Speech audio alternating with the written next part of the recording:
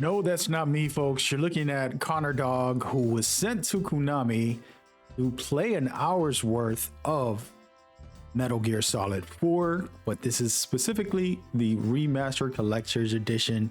He is pretty big. He has over 1 million plus subscribers on YouTube, and he streams and has a bunch there. And basically, Konami's getting the hype out there for the Master Collection. I promote this, and I want you guys to show him love and support. Go over to his channel, which is in the description and on the comments probably, and just shower him with love. He's actually new to the series. I looked up everything he's done, and he basically played it for the first time, the Metal Gear games, a couple of them, less than a year ago, about 10 months ago, he started playing a couple. And I know some people are going to say, oh, they should bring in actual people who love Metal Gear. I get that. I am a Metal Gear guy. But the truth is, you want this franchise to expand and evolve.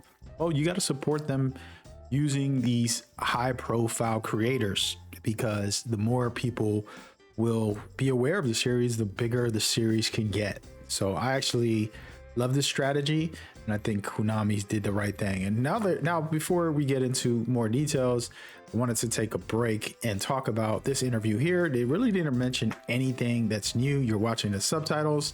I can kind of give you a summary. The director pretty much talked about how Solid Snake is a charismatic type guy. He's full of some fun stuff, as well as they talked about wanting to make sure that there's some bonus special content. They didn't really mention what that meant, but that's something, and there should be some secrets, kind of just how it goes. The interesting part was technically they had to remove some things and add some other things. So I'm curious what he meant by that, as far as the creative director who, you know, was nice enough to have that quick chat to introduce the game in whatever form it was. Now, I'm not gonna go through all of these talks. That's the key things that we got out of this conversations. I want to skip ahead into him actually playing. And the way it works is he was in a theater-like area, I believe, in Konami headquarters, that they created for him to have a Metal Gear experience.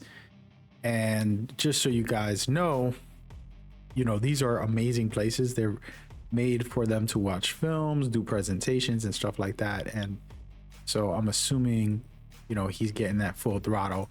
But I want to cut through to some gameplay and just let you guys see the intro and talk about the experience as we go forward.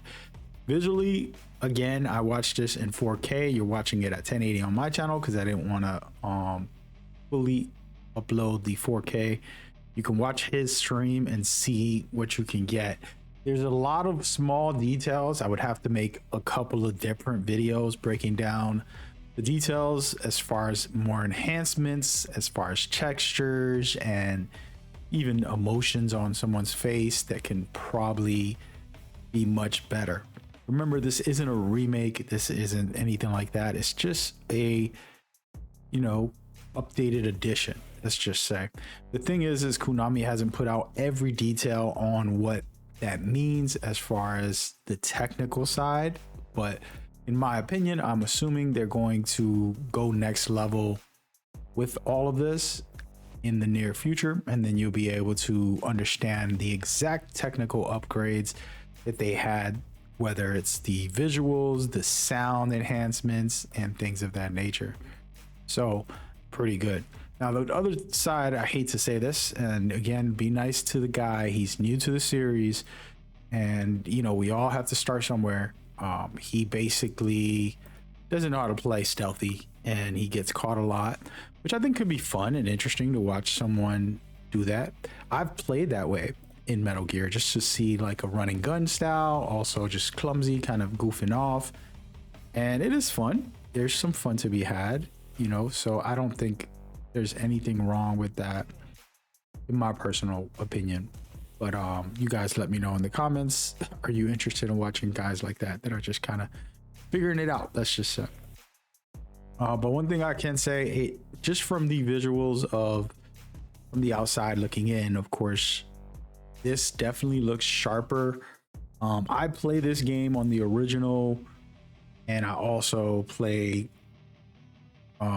different versions. Let's just say I played a couple different versions of this game is what I want to say. And this one is pretty interesting because it feels like it's going to probably be the definitive edition just because it's on your modern PC, modern consoles, and you'll be able to fully indulge. This is one of my favorite ones. I played this one the most because I used to play the multiplayer a lot, and I would just play the story just to kind of feel the game and enjoy the overall. But pretty hilarious. You watching him just like fully go in there, somehow make it a little bit, and then get caught. And so the hilarious nature of just gameplay wise, I'm not going to commentate on everything that he does, but this is an example of like exaggeratingly not caring for stealth and like just getting caught right away and dealing with the consequences. You can run and gun in this game if you're decent enough, and there is options on how to play, you know? And so actually nothing wrong with that. And I'm watching a lot of the cutscenes, and of course maybe a comparison video where I see if they took out some elements, like even when you die, all those flashbacks, or just the mechanics on little features. Remember, we confirmed about the iPhone, well, the iPod and things like that we didn't expect or weren't sure were going to make it back into the game because of licensing issues. Seems like Konami worked out a good amount of those, and we got that confirmed on my last video. But now it feels like this is the authentic feel, like a lot of the full experience is there. And so for me, it's really nice overall. You're seeing him not being able to even just grab a guy. So, you know, but again, as long as all the core mechanics and the stories there, I don't think it's a big deal if the iPod was gone. You know, replace it with something or anything like that. Personally, it's where my head's at. And so I'll end up doing a deep dive on this footage. It literally just came out, so I'm new to it. And I haven't did every frame by frame and compare the previous game to this one just yet. But overall, it looks really well made. And I want to kind of skip ahead to a cutscene and give you guys a look at some of the fun stuff that we know for sure it's in the game. And whoever wants to kind of do a comparison, well, that would be great. Send me some pictures and stuff of those comparison on my Discord. And let's see the difference in between this.